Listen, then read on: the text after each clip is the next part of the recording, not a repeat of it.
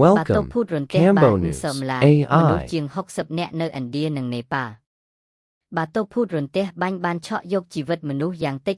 69 នាក់នៅប្រទេសឥណ្ឌានិងនេប៉ាល់នេះបើយោងតាមរបាយការណ៍របស់រដ្ឋាភិបាលប្រទេសទាំងពីរចេញផ្សាយនៅថ្ងៃសៅរ៍ជារៀងរាល់ឆ្នាំបាតុភូតគ្រោះទឹកជំនន់និងរន្ទះបាញ់តែងតែសម្លាប់មនុស្សមិនតិចអ្នកទេរហូតដល់រាប់ពាន់នាក់ឯណោះជារៀងរាល់ឆ្នាំទូទាំងពិភពលោក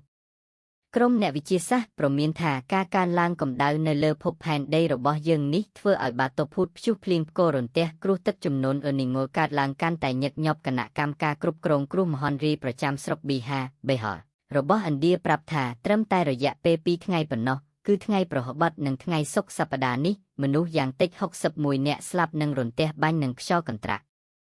ដោយឡែកប្រទេសនេប៉ាល់ក៏មានមនុស្សស្លាប់ផងដែរគ្រាន់តែថាស្លាប់តិចជាងឥណ្ឌានេប៉ាល់ស្លាប់8នាក់ដោយសារបាតុភូតដូចគ្នាកាលពីថ្ងៃពុធនិងថ្ងៃប្រហ័សក្រសួងឧតុនិយមឥណ្ឌាព្យាករណ៍ថានៅថ្ងៃសៅរ៍នឹងមានភ្លៀងធ្លាក់ខ្លាំងនៅស្រុកប៊ីហាកាលពីឆ្នាំមុនក្រុមអ្នកជំនាញព្រមានថាអាកាសធាតុកាន់តែប្រែប្រួលទៅរកស្ថានភាពអាក្រក់ជាលំដាប់ជាពិសេសរន្ទះបាញ់កាន់តែសាហាវទៅនៅឥណ្ឌាមនុស្សស្លាប់ដោយសាររន្ទះបាញ់មួយឆ្នាំជិត